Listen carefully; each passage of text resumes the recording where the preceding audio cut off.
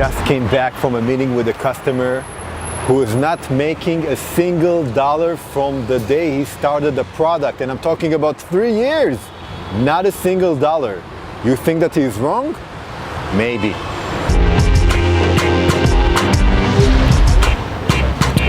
I'm waiting for a client who has been with us for over 3 years, and he has been making US dollars from the first day he started his product. Is he making the right decision? We will soon find out. Now you might tell me, Evie, so the first customer is making something wrong, is mistakenly leading his business because he's not generating any cash. Not necessarily, not necessarily. That's what I want to tell you in this video. In this video, I want to give you the umbrella, the options that you have in order to monetize your software product. Okay, let's start with number 1, paid downloads. That's the most prevalent, common, and old, I would say, model that we used to have. There was App Store and Google Play when they were introduced.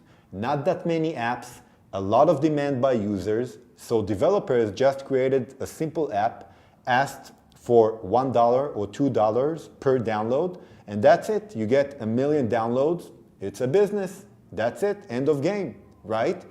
But what happened over time is that competition started to arrive and gave the same products for free, right?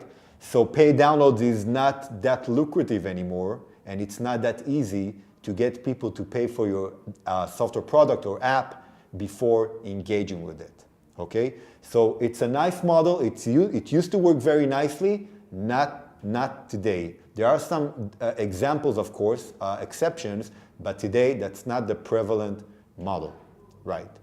The second model, ads. Okay, ads, we know ads. Ads, we have them in the internet, right? I mean, if you have a website, you can designate a little bit of real estate in your page to banners or to a third-party platform like Google AdSense that runs ads, right? And every time there's a click, you and Google, you share the revenue. Great model. So in the app business, we have that model, and it's very, I would say, sophisticated. It really became to be really sophisticated. So you can have in your app ads that are non-intrusive. They are kind of migrating with your actual app. There are different kinds: video ads, full page ads, native ads, different kinds that you can use. And again, the principle is the same. Click via impression, a click, a lead, you get part of the commission, okay? Or you get some few cents per impression. Now, how can you be successful with ads? Very simple, same idea like the web. You need traffic. You need a lot of users. You need a lot of daily active users who will engage with the ads and create for you revenue that will be significant. Okay, we are moving forward to number 3, subscription model.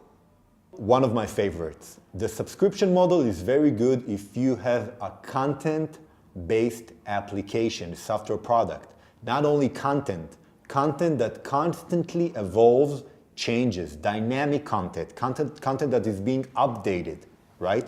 When you have that, and let's assume that this is quality content, users will be willing to pay. And this is something that I know for a fact from my business. When I work with some of my customers who have content-based products, users will be willing to pay a monthly fee to get access to your content. Now, the amazing thing about that model is that for you as the content generator and the content distributor, it doesn't matter if you have 100 people engaging with your platform or 10 million, right? The overhead is not that significant. So listen, it's amazing. You can create a great platform, attract the users, have some of them become paying users, monthly income, and no inventory, no support, nothing. Amazing model. I like it. Think about subscription. Okay. The next option that we have for monetization is in-app purchases. Okay. In-app purchases for me is an evolution of the paid downloads.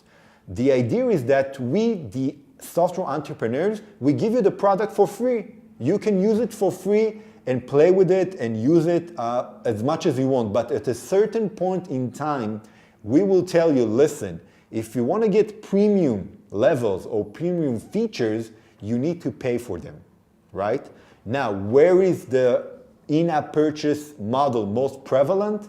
In games. Oh yes, it's really common in games. The idea is simple. You play a game, you get hooked to the game, you get addicted to the game. Now you want to move faster, you want to get more shields, you want to get more coins, you want to get to the next level, right? Why not buy it? You can buy it and make an in-app purchase and you will get there quickly, right? So that's the idea behind in-app purchase. Amazing model. If you look at the graphs of the iTunes Store and Google Play Store, you will see a significant increase in the volume of in-app purchases in those stores. Okay. The next monetization option that we have is affiliation. Affiliation is really like a funnel. Very simple. You drive traffic from your platform to another platform that's selling something. It can be a physical good, it can be a digital good, right? And when there's a transaction, you get a commission.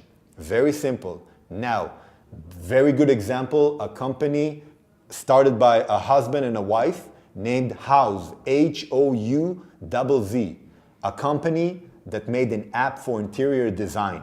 Today they are worth, I think, billions of US dollars. The idea is very simple. You see a lamp, for example, that you like in the app, you click, you get to the website that sells that lamp, you buy the lamp on that website, and Houzz gets part of the commission. Again, affiliation is amazing, an amazing model because no overhead. You just funnel the traffic and you get commission. It's an amazing, amazing model. I like it. It can be seen in many different software products that we know of, Booking.com, Hotels.com, TripAdvisor, and there are many, many more examples, right? Think about affiliation. It's a very, very good model. And now, selling your user database and technology. The last monetization option, and I'm taking you back to my story. The customer who has not been selling anything for more than 3 years. So what is he doing, for God's sakes? He knows what he's doing. And let me explain. Sometimes a company decides that it doesn't want to make any income at the beginning. All they want to do is create a great product and attract users. Get millions of users to interact with their product. Okay? What is their game plan? Their game plan is that eventually they will sell the company. Okay? And it will be for a huge profit, a huge exit. You want examples? Instagram, Waze, WhatsApp, Viber, companies that were acquired by zillions of dollars.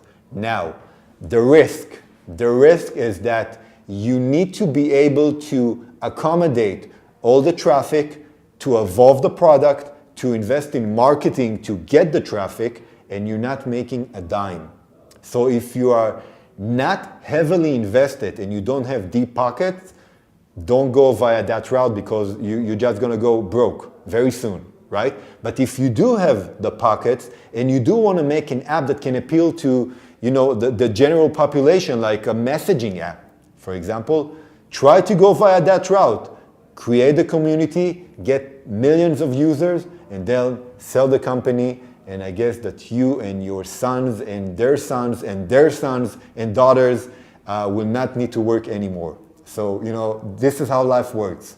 Those are the monetization options. Now, when you think about your product and listen carefully, think also about at least 2 of the monetization options that I gave here. Don't neglect that. You want to try that even in the soft launch. You remember that I talked in the previous video about the soft launch.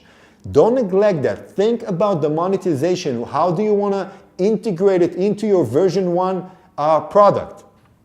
Try that, learn from it, make some good income, and become a successful entrepreneur in the software industry. See you in the next video.